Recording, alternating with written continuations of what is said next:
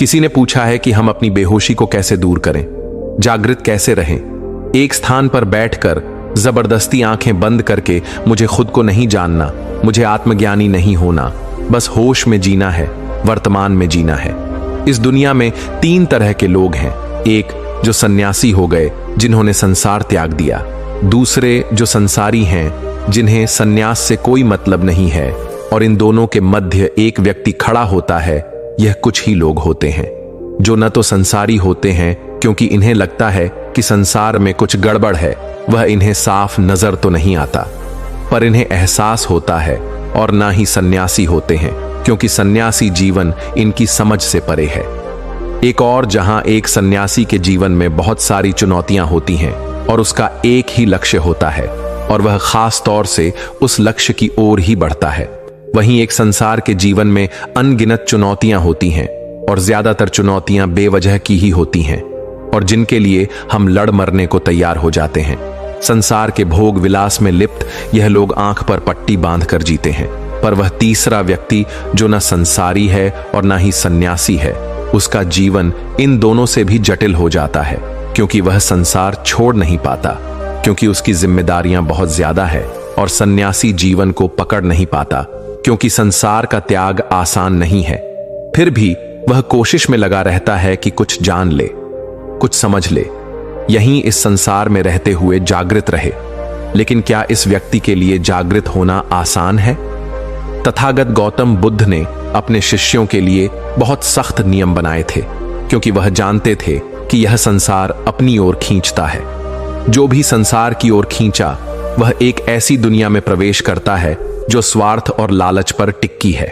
धन का लालच, प्रेम का लालच, अधिकारों का लालच, मान सम्मान का लालच और इन सबसे बड़ा विपरीत शरीर का लालच यानी सेक्स का लालच।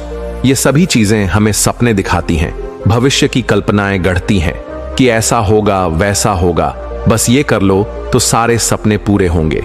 आपने देखा, जब आप रात में सपने देखते हैं, सपने में आप एक पूरी दुनिया, पूरी जिंदगी भी जी जाते हैं और जब तक आपका सपना चल रहा होता है आप हमेशा बीच में ही होते हैं, यानी संतुष्टि नहीं होती। और जैसे ही आपकी आंखें खुलती हैं और अगर आपको सपना याद है तो आप हमेशा सोचते हैं कि आगे क्या होना था। इसी प्रकार संसार के जो सपने हैं वह कभी खत्म नहीं होते, हमेशा बीच में ही रहते हैं। ये कभी पूरे नहीं होने वाले, पूरे होने का भ्रम अवश्य बना रहता है। इसी को माया भी कहते हैं। और जैसे ही सोते समय हमारे सपने टूट जाते हैं पर आंखें खुल जाती हैं, संसार में भी हमेशा सपने टूटते हैं क्योंकि ये सपने खुली आंखों से देखे जाते हैं। तो आंखें बंद होने पर सपने टूटते हैं, यानी मृत्यु हो जाती है। बंद आंखों के सपने आंखें खुलने पर टूटते हैं और खुली आंखों के सपने आंखें बंद होने पर टूटते हैं। इसी कारण एक सन्यासी कठोर नियमों में बंधता है। वह साधना करता है, ध्यान करता है, वह अपने भीतर के संसार को बाहर निकालता है क्योंकि कोई संसार बाहर की ओर नहीं है। संसार हमारे भीतर बसता है और एक बार जब वह संसार से खाली हो जाता है तब भी वह साधना और ध्यान जारी रखता है क्योंकि संसार खींचता है और जागृति और समझ ही से बचा सकती है। एक बार तथागत गौतम बुद्ध का एक शिष्य एक युवती के प्रेम में पड़ गया। उसे चारों ओर वह युवती ही दिखाई देती। बुद्ध अपने शिष्य के बारे में जानते थे, लेकिन बुद्ध चाहते थे कि वह खुद से, खुद की समझ से इस संसार के लालच से बाहर आ सके। पर धीरे धीरे वह शिष्य बेकार होता चला गया। उसे ना भूख लगती, ना समय पर सोता, ना ही ध्यान और साधना में उसका मन लगता। वह आलसी हो गया था। वह किसी भी बहाने से बस उस युवती से मिलने निकल जाया करता। जब बुद्ध ने देखा उनका शिष्य खुद की समझ से संभल नहीं रहा, तब बुद्ध ने उस शिष्य को चेताया और कहा, कितनी बार गलती करोगे? हर बार एक ही गलती को दोहराना उचित नहीं। तुम हर बार गिरे हो, हर बार पछताए हो, फिर भी उसी गड्ढे में गिरने की तैयारी कर रहे हो।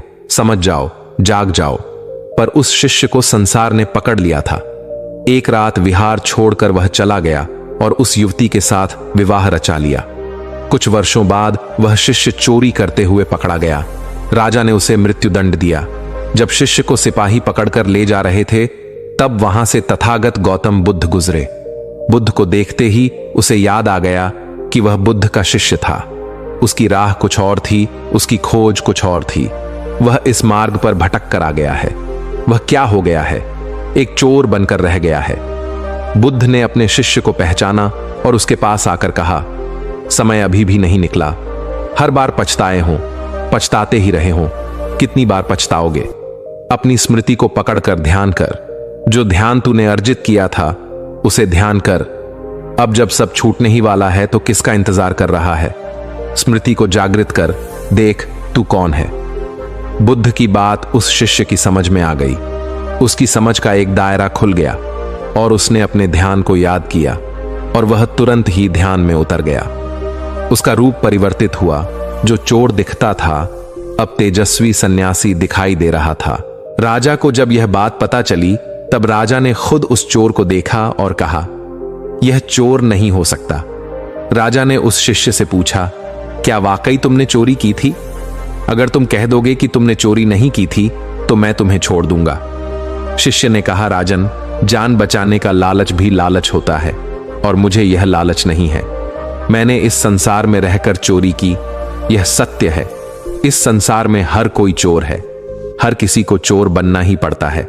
कोई धन की चोरी करता है, कोई प्रेम की चोरी करता है, कोई सम्मान की चोरी करता है, कोई विचारों की चोरी करता है। बिना चोरी के इस संसार में कोई काम नहीं। यहां सब लुटेरे हैं, लेकिन जो लूटने को तैयार है वही सन्यासी है। राजा उस शिष्य की बात से प्रभावित हो गया और उसने उस शिष्य का अपराध क्षमा कर उसे मुक्त कर दिया। एक सन्यासी को संसार खींच सकता है, उसे पदभ्रष्ट भी कर सकता है। तो जरा सोचिए, एक ऐसे व्यक्ति को जो जागृत होना चाहता है लेकिन संसार से छूटना नहीं, वह संसार में रहकर ही जागृति चाहता है, तो उसके लिए उसका मार्ग कितना कठिन होगा। लेकिन कोई भी चीज या कोई भी मार्ग तब तक ही कठिन है जब तक कि हम उसे कठिन मानते हैं। वास्तव में सारा खेल संकल्प का है। संकल्प शक्ति जहां जागृत हो जाती है। अब जागृत हो जाने से मतलब यह मत लगा लेना इसे जागृत करना कोई कठिन काम है। बस संकल्प लेना है और उसे पूरा करना है। इसमें समस्याएं आती हैं। संकल्प टूटने का पूरा पूरा खतरा रहता है और टूट भी जाता है। तो क्या डर? फिर से कोशिश करो, मगर अधूरी कोशिश मत करना। अधूरी कोशिश खुद को धोखा देने जैसी होती है। पूछा है कि बिना ध्यान में बैठकर, बिना जबरदस्ती आंखें बंद कर मैं जागृत कैसे हो सकता हूं? वास्तव में इस संसार में इतना सोच पाना भी कि मुझे जागृत होना है, जागृति की ओर पहला कदम बढ़ाने जैसा है। और यह वही सोच सकता है जिसकी आंखों में कुछ रोशनी आ गई हो, जो कुछ दिख पाने में सक्षम हो, जो संसार की माया का थोड़ा बहुत ही सही अनुभव कर पा रहा हो। परंतु कुछ लोग ध्यान की ओर या जागृति की ओर इसलिए भी खींचते हैं क्योंकि वह इसे संसार का हिस्सा बना लेते हैं कि हम ध्यान करेंगे तो हमें कुछ बड़ा मिलेगा, कुछ खास होगा, कुछ चमत्कार होगा, इस दुनिया में हमारा कुछ नाम होगा। और यह सब भी संसार की एक माया है कि आप ध्यान भी कहते हैं, जागृत भी होना चाहते हैं। जिंदगी भर अपने आप को बड़ा ज्ञानी और ध्यानी साबित करने में ही लगे रहते हैं। कोई आपको छोटा कह दे तो तुरंत आपके अहंकार को चोट पहुंच जाती है। तथागत गौतम बुद्ध के दो तरह के शिष्य थे। पहले उनके भिक्षु जो विहार में रहते थे और संसार से बिल्कुल अलग अपनी साधना में ही लगे रहते थे। उनके लिए नियम बहुत कठोर थे। दूसरे शिष्य जो संसारी थे, जिन्हें उपासक कहा जाता था, इनके लिए नियम अलग थे। यह शादी कर सकते थे, व्यापार कर सकते थे, संसार के सभी काम कर सकते थे, पर इन्हें भी कुछ नियम मानने होते थे, जैसे चोरी नहीं करना, झूठ नहीं बोलना, नशा नहीं करना, अत्यधिक धन इकट्ठा नहीं करना, लोगों की मदद करना, लालच नहीं करना, सही दृष्टि उत्पन्न करना। भिक्षु के पास जाकर ध्यान की शिक्षा दीक्षा लेना ऐसा इसलिए किया जाता था कि जो उपासक हैं वह जागृत रह सकें, वह संसार में रहकर भी संसार से दूर रह सकें। इससे पहले कि हम जागृति के मार्ग पर आगे निकलें, ध्यान, होश या जागृति का मतलब समझ लेना जरूरी है। हमने अपने लिए इन शब्दों के बहुत बड़े मतलब बना रखे हैं। ध्यान का नाम लेते ही पता नहीं आपको क्या हो जाता है। आपके दिमाग में बहुत सारी चीजें चलने लगती हैं, कुंडली चक्र वगैरह, बहुत कुछ, सब कुछ। जबकि ध्यान का मतलब उसके शब्द में ही छुपा है। ध्यान का मतलब है, ध्यान जरूरी नहीं है कि आप आंखें बंद कर बैठकर अपनी सांसों पर ही ध्यान दें। आप खाते हुए अपने खाने पर ध्यान दे सकते हैं। आप किसी पेड़ पर ध्यान दे सकते हैं जो हवा से हिल रहा हो। आप किसी संगीत पर ध्यान दे सकते हैं। ध्यान का मतलब सिर्फ इतना ही है कि हम अपने आप को एकत्रित कैसे कर सकें, क्योंकि हम बिखरे हुए रहते हैं। हर पल में पल पल में हम कहीं से कहीं पहुंच जाते हैं। किसी एक जगह पर ठहराव होता ही नहीं है। तो ध्यान केवल हमें एक ठहराव देता है कि हम उस पल में जी सकें। जिस पल में हम जी रहे हैं, जब आप अपने कमरे में होते हैं और ऊपर छत का पंखा चल रहा होता है तो वह कुछ आवाज करता है। कितनी बार आपने उसकी आवाज सुनी है? पूरी रात में एक बार भी आपका ध्यान उस पंखे पर या उस पंखे की आवाज पर नहीं जाता, क्योंकि तुम बिखरे हुए हो। पता नहीं कहां कहां खोए रहते हो, कौन कौन सी बातें सोचते रहते हो। तो तुम्हारा ध्यान किसी एक चीज पर कैसे जा सकता है? तो जब आप इतने बिखरे हुए हैं, हजारों लाखों हिस्सों में बंटे हुए हैं, तब आप हमेशा उस पल को खो देते हैं। इस पल में हम जी रहे होते हैं, और ध्यान देने से, ध्यान करने से आप एकत्रित होते हैं। पर एक होता है ध्यान की कोशिश करना, और एक होता है ध्यान करना, और एक होता है ध्यान लग जाना। और यह बारी बारी से ही होता है। पहले आप कोशिश करेंगे, फिर आप ध्यान करेंगे, फिर आपका ध्यान लगेगा किसी भी एक चीज पर। आप जिस पर भी ध्यान लगाएंगे, उस वस्तु या चीज को महसूस कर पाएंगे। पूरे प्राण से खुद पर ध्यान लगाएंगे तो खुद को भी महसूस कर सकेंगे। जरूरी नहीं है कि आपको आंखें बंद कर जबरदस्ती बैठना है, पर एक संकल्प लेना होता है जो आप में शक्ति का संचार करता है। संकल्प विद्रोह छेड़ता है संसार के खिलाफ, आपके मन के खिलाफ, और आपको जागने में मदद करता है। जब आप संकल्प लेते हैं कि मैं 5 मिनट अपनी सांसों पर ध्यान दूंगा, तब ध्यान के एकत्रित होने के कारण ही आप महसूस करते हैं कि आपके भीतर कितना शोर है, कितनी आवाजें हैं, और आप कहते हैं मेरा ध्यान नहीं लग रहा, मैं भटक जाता हूं। वास्तव में आपका ध्यान लगने की तैयारी कर रहा है, क्योंकि इतना शोर, इतने विचार आपके अंदर पहले से ही है, लेकिन ध्यान ना देने की वजह से आपको दिखाई नहीं देते, सुनाई नहीं देते। लेकिन जैसे ही आप ध्यान लगाते हैं, सब सुनाई और दिखाई देने लगता है, और आप घबराते हैं कि यह क्या। ध्यान का मतलब होता है विचारों का ना होना, और यहां तो विचार ही विचार है नहीं, ऐसा नहीं है। ध्यान का मतलब होता है देखना, जो जैसा है वैसा ही देखना। विचार है तो विचारों को भी देखना। किसी ने पूछा था कि मेरे मन में गंदे ख्याल आते हैं, और गंदे ख्यालों से बचने के लिए मैं ध्यान करता हूं तो ध्यान में और ज्यादा गंदे विचार आते हैं। मैं क्या करूं? हमारा मन घर की तरह होता है। जिस प्रकार हम घर में सामान सजाते हैं, उसी प्रकार हम मन के अंदर भी विचारों को सजाते हैं। जब हम बहुत व्यस्त रहते हैं तो घर की सफाई नहीं करते, अपना काम करते हैं और चले जाते हैं। लेकिन एक दिन आपका ध्यान आपके घर की साफ सफाई पर जाता है। तब आप ध्यान से अपने घर की साफ सफाई करते हैं।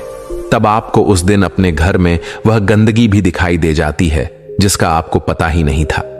इसी प्रकार जब आप अपने मन की सफाई करने के लिए ध्यान करते हैं, तो जो गंदगी आपने जाने अनजाने में मन में बसा रखी है, वह तो दिखाई देगी ही, और तभी तो आप उसकी सफाई कर सकेंगे।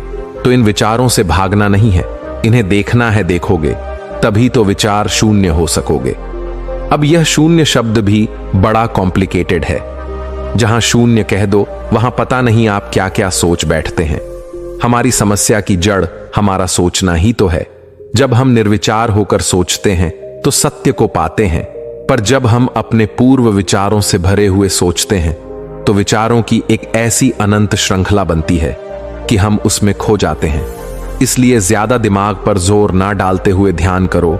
ध्यान तो करना ही पड़ेगा, ध्यान तो लगाना ही पड़ेगा। आंखें बंद कर नहीं कर सकते तो आंखें खोल कर लो। अपने भीतर ध्यान नहीं लगा सकते तो बाहर ही ध्यान लगा लो। सांसों पर नहीं लगा सकते तो किसी चिड़िया की आवाज पर लगा लो, किसी संगीत पर लगा लो। कैसे भी करके अपने आप को एकत्रित करो। जैसे ही आप एकत्रित होते हैं, वर्तमान में आना नहीं पड़ता, वर्तमान में हो जाते हैं। और जिस आनंद की बात बड़े बड़े योगी और सन्यासी करते हैं, वह आनंद वर्तमान में आने का ही है। किसी भी चीज को ज्यादा बढ़ाव चढ़ाओ मत, हल्का फुल्का रहने दो। आसान समझो, जीवन आसान नहीं है, पर जीवन ही आसान है। इसे समझ कर देखो। तुमने कोई जन्म लेने के लिए बहुत मेहनत नहीं की है, जो जीने के लिए इतनी मेहनत कर रहे हो और मृत्यु से डर रहे हो। जीवन का अवसर है, इसका उपयोग जीने के लिए करो, कंफ्यूज होने के लिए नहीं। जिंदगी भर चिंता में मरोगे तो जियोगे कब? अब तो ध्यान भी एक चिंता बनकर रह गया है। ये बहुत गलत है।